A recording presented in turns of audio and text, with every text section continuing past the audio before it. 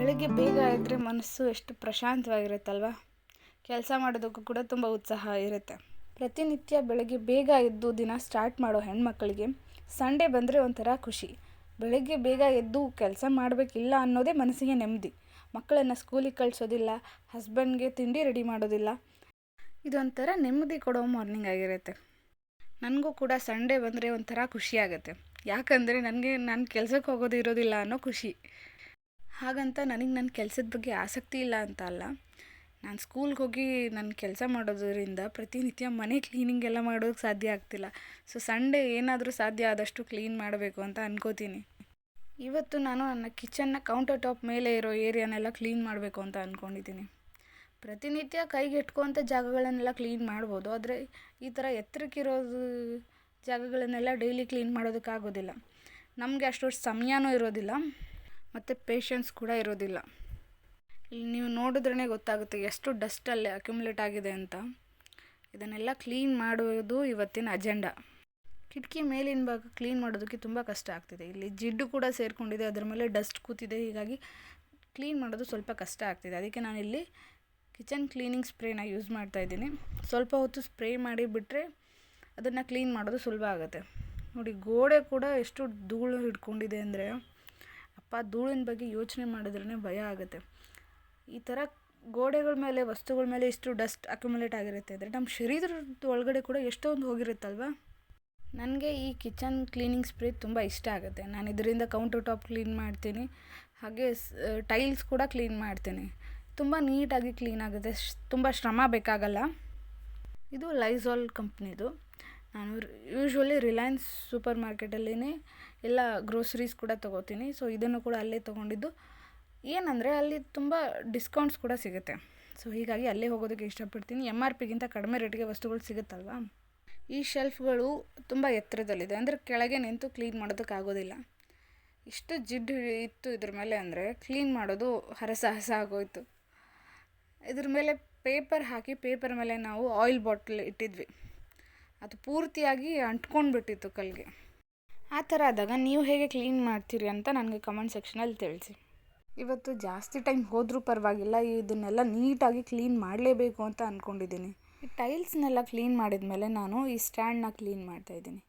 ಈ ಸ್ಟ್ಯಾಂಡ್ನ ನಾವು ಪ್ರತಿನಿತ್ಯ ಕ್ಲೀನ್ ಮಾಡೋದಕ್ಕಾಗೋದಿಲ್ಲ, ಆದರೆ ಈ ವಸ್ತುಗಳನ್ನೆಲ್ಲ ನಾವು ಡೈಲಿ ಯೂಸ್ ಮಾಡೋದ್ರಿಂದ ಇದನ್ನು ಕೌಂಟರ್ ಟಾಪ್ ಮೇಲೇ ಇಟ್ಕೊಂಡಿದ್ದೀವಿ. ಇದನ್ನು ನಾನು ಮೀಶೋಯಿಂದ ತೊಗೊಂಡಿದ್ದೆ. ಇದು ತುಂಬ ಒಳ್ಳೆ ಸ್ಟೇನ್ಲೆಸ್ ಸ್ಟೀಲ್ನಿಂದ ಮಾಡಿದ್ದಾರೆ. ಸ್ಟರ್ಡಿ ಇದೆ ಮತ್ತು ಬಳಸೋದಕ್ಕೆ ತುಂಬ ಕನ್ವೀನಿಯೆಂಟ್ ಇದೆ. ಅದರ ಪ್ರೈಸ್ ಬಂದು 400 ಇತ್ತು. ಅದು ವೇರಿ ಆಗಿರುತ್ತೆ, ಸೇಮ್ ಇರುತ್ತೆ ಅಂತ ಅಲ್ಲ. ನಾನು ಕೋಡ್ ಕೊಟ್ಟಿರ್ತೀನಿ, ಯಾರಿಗಾದರೂ ಇಂಟ್ರೆಸ್ಟೆಡ್ ಇದ್ದರೆ ನೀವು ಕೋಡ್ನ ಸರ್ಚ್ ಮಾಡಿ ಪರ್ಚೇಸ್ ಮಾಡ್ಬೋದು. ಕ್ವಾಲಿಟಿ ಚೆನ್ನಾಗಿದೆ, ಅದು ನೀವು ತೊಗೊಳ್ಳೋ ಪರ್ಪಸ್ ಫುಲ್ಫಿಲ್ ಆಗುತ್ತೆ. ಇಲ್ಲಿ ಪಾತ್ರೆಗಳನ್ನೆಲ್ಲ ತೊಳೆದ್ಬಿಡ್ತೀನಿ. ಕಿಚನ್ ಕ್ಲೀನ್ ಮಾಡೋದ್ರಿಂದ ನಾವು ಬೆಳಗ್ಗೆ ಬೇಗನೆ ತಿಂಡಿ ರೆಡಿ ಮಾಡಿ ಎಲ್ರಿಗೂ ಟಿಫಿನ್ ಕೊಟ್ಟಿದ್ವಿ. ಹೀಗಾಗಿ ಆ ಪಾತ್ರೆಗಳು ಕೂಡ ಇದ್ವು, ಮತ್ತು ಈ ಬೌಲ್ ಕಪ್ ಎಲ್ಲನೂ ಕ್ಲೀನ್ ಮಾಡ್ತಾಯಿದ್ದೀನಿ. ಸೊ ಹೀಗಾಗಿ ಮೊದಲು ಈ ಪಾತ್ರೆಗಳನ್ನು ಕ್ಲೀನ್ ಮಾಡಿಕೊಂಡು ಇಲ್ಲಿ ಜಾಗ ನಾನು ಖಾಲಿ ಮಾಡಿಕೊಂಡ್ರೆ ನನಗೆ ಈಸಿ ಆಗುತ್ತೆ. ನೀವು ಯಾವಾಗಲೇ ಕ್ಲೀನಿಂಗ್ ಮಾಡುವಾಗಲೂ ಕೂಡ 2 ರೂಲ್ಸ್ನ ಕಂಪಲ್ಸರಿ ಫಾಲೋ ಮಾಡಲೇಬೇಕಾಗುತ್ತೆ. ಫಸ್ಟ್ ಒನ್, ಈ ವಸ್ತುಗಳನ್ನು ಅಲ್ಲಿಂದ ಖಾಲಿ ಮಾಡೋದು. ಜಾಗ ಖಾಲಿ ಆದರೆ ನಿಮಗೆ ಕ್ಲೀನಿಂಗ್ ಮಾಡೋದಕ್ಕೆ ಸುಲಭ ಆಗುತ್ತೆ, ಹಾಗೆ ನಿಮಗೆ ಇರಿಟೇಟ್ ಆಗೋದಿಲ್ಲ. ಮತ್ತು ಸೆಕೆಂಡ್ ರೂಲ್ ಏನಂದರೆ ಮೇಲಿಂದ ಕೆಳಗಡೆ ಕ್ಲೀನ್ ಮಾಡಬೇಕು. ಫಸ್ಟ್ ನೀವು ಫ್ಲೋರ್ ಕ್ಲೀನ್ ಮಾಡಿಕೊಂಡು ಆಮೇಲೆ ಮೇಲೆ ಕ್ಲೀನ್ ಮಾಡಿದರೆ ಅದರ ಡಸ್ಟ್ ಮತ್ತೆ ಫ್ಲೋರ್ ಮೇಲೆ ಬೀಳುತ್ತೆ. ಹೀಗಾಗಿ ಯಾವಾಗಲೇ ಕ್ಲೀನ್ ಮಾಡೋದಿದ್ರು ಫಸ್ಟ್ ಮೇಲಿಂದನೇ ಸ್ಟಾರ್ಟ್ ಮಾಡಬೇಕು. ನೀವೆಲ್ಲರೂ ಹೀಗೆ ಕ್ಲೀನ್ ಮಾಡ್ತೀರಾ ಅಂತ ನಾನು ಅಂದ್ಕೊಂಡಿದ್ದೀನಿ. ಹಾಗಿದ್ದರೆ ಕಮೆಂಟ್ ಸೆಕ್ಷನಲ್ಲಿ ತಿಳಿಸೋದನ್ನು ಮರಿಬೇಡಿ. ಇಲ್ಲಿ ಪಾತ್ರೆಗಳನ್ನು ತೊಳೆದಿದ್ದಾಯಿತು, ಟೈಲ್ಸ್ ಕೂಡ ಕ್ಲೀನಾಗಿದೆ. ಇನ್ನು ಸ್ಟ್ಯಾಂಡ್ನ ಕ್ಲೀನ್ ಮಾಡಿ ಕೌಂಟರ್ ಟಾಪ್ನ ಕ್ಲೀನ್ ಮಾಡೋದು ಅಷ್ಟೇ ಉಳಿದಿರೋದು.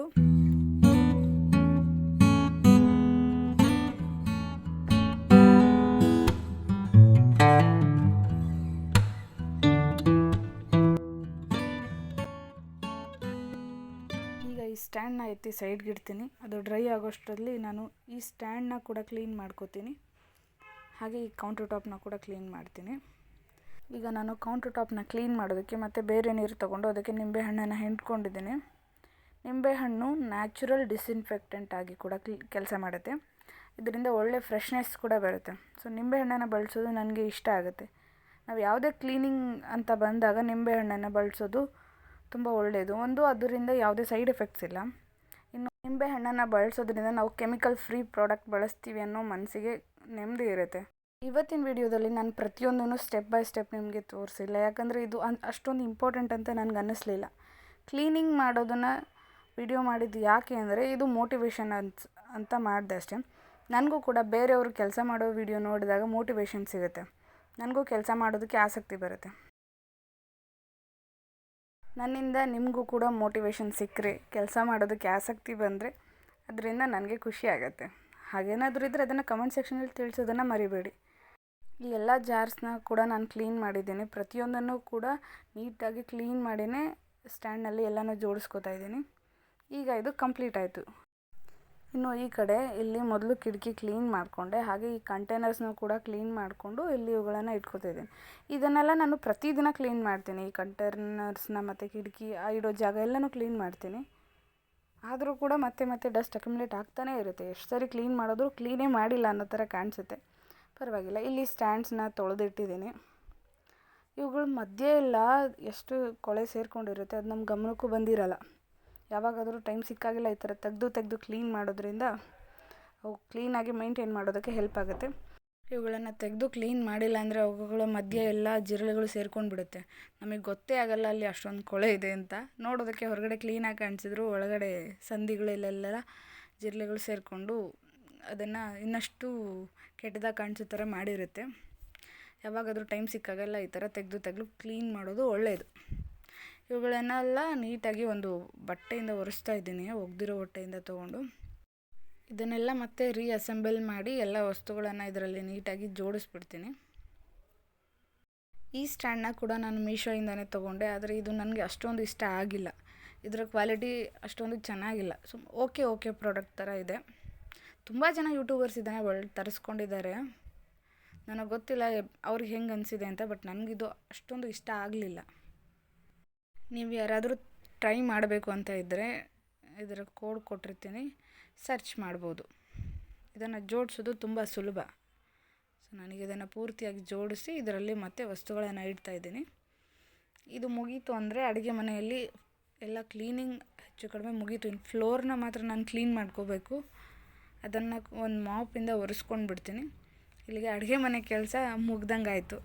ಇದಿಷ್ಟು ಕ್ಲೀನ್ ಮಾಡೋದು ವೀಡಿಯೋದಲ್ಲಿ ನೋಡೋದಕ್ಕೆ ತುಂಬ ಕಡಿಮೆ ಟೈಮಲ್ಲಿ ಆಗಿರ್ಬೋದು ಅಂತ ಅನಿಸುತ್ತೆ. ತುಂಬ ಟೈಮ್ ಹಿಡಿತು ನನಗೆ ಅದನ್ನೆಲ್ಲ ಕ್ಲೀನ್ ಮಾಡೋದಕ್ಕೆ. ಆ್ಯಕ್ಚುಲಾಗಿ ಅಡುಗೆ ಮನೆ ಕ್ಲೀನಿಂಗ್ ಆದಮೇಲೆ ನಾನು ಮತ್ತೆ ಬೇರೆ ಕೆಲಸಗಳನ್ನೆಲ್ಲ ಮಾಡೋದಕ್ಕೆ ಹೋಗಲಿಲ್ಲ. ಈಗ ಸಂಜೆ ಆಗಿದೆ. ನಾನು ಇಲ್ಲಿ ಒಗೆದಿರೋ ಬಟ್ಟೆಗಳನ್ನು ಮಡಚಿ ಇಡ್ತಾಯಿದ್ದೀನಿ. ಬಟ್ಟೆಗಳು ಒಣಗಿದ ಮೇಲೆ ತಂದು ಈ ಥರ ನನ್ನ ಮಗನ ತೊಟ್ಲಲ್ಲಿ ಹಾಕಿರ್ತೀವಿ. ಯಾವಾಗ ಆಗುತ್ತೋ ಅವಾಗೇ ಮಡಚೋದಕ್ಕೆ. ಇವುಗಳನ್ನು ಇಮಿಡಿಯೇಟ್ಲಿ ಮಡಚಿ ಇಡೋದಕ್ಕಾಗೋದಿಲ್ಲ. ಹಾಗಂತ ಹೊರಗಡೆನೇ ಬಿಟ್ಟರೆ ಅದ್ರ ಮೇಲೆ ಮತ್ತೆ ಡಸ್ಟ್ ಕೂತ್ಕೊಳ್ಳೋದಕ್ಕೆ ಶುರು ಆಗುತ್ತೆ. ನಮ್ಮ ಮನೆ ಹತ್ರ ತುಂಬ ವೆಹಿಕಲ್ಸ್ ಕೂಡ ಓಡಾಡುತ್ತೆ.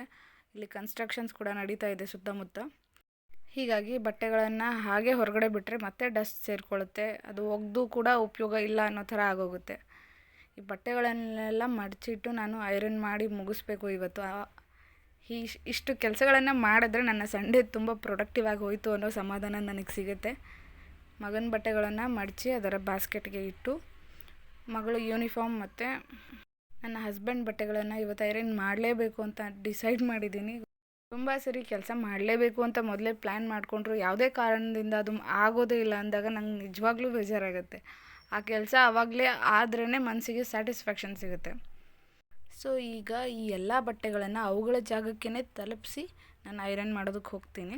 ಇವತ್ತಿನ ವಿಡಿಯೋ ನಿಮಗೆ ಇಷ್ಟ ಆಗಿದ್ದರೆ ದಯವಿಟ್ಟು ವಿಡಿಯೋನ ಲೈಕ್ ಮಾಡಿ. ನನ್ನ ವಿಡಿಯೋದಿಂದ ನಿಮ್ಗೆ ಏನಾದರೂ ಸ್ವಲ್ಪನಾದರೂ ಮೋಟಿವೇಶನ್ ಸಿಕ್ಕಿದರೆ ನನಗದು ಖುಷಿ ಆಗುತ್ತೆ. ಮತ್ತು ಯಾರೆಲ್ಲ ಈಗ ವಿಡಿಯೋನ ನೋಡ್ತಾ ಇದ್ದೀರಿ ದಯವಿಟ್ಟು ಚಾನಲ್ಗೆ ಸಬ್ಸ್ಕ್ರೈಬ್ ಮಾಡ್ಕೊಳ್ಳಿ. ಇದೇ ಥರ ಒಳ್ಳೊಳ್ಳೆ ವಿಡಿಯೋಗಳನ್ನು ನಾನು ತರ್ತಾ ಇರ್ತೇನೆ. ಆ್ಯಂಡ್ ಮುಂದೆ ಮತ್ತೊಂದು ಹೊಸ ವಿಡಿಯೋದಲ್ಲಿ ನಾನು ಸಿಗ್ತೀನಿ. ಅಲ್ಲಿವರೆಗೂ ಟೇಕ್ ಕೇರ್ ಆ್ಯಂಡ್ ಬಾಯ್.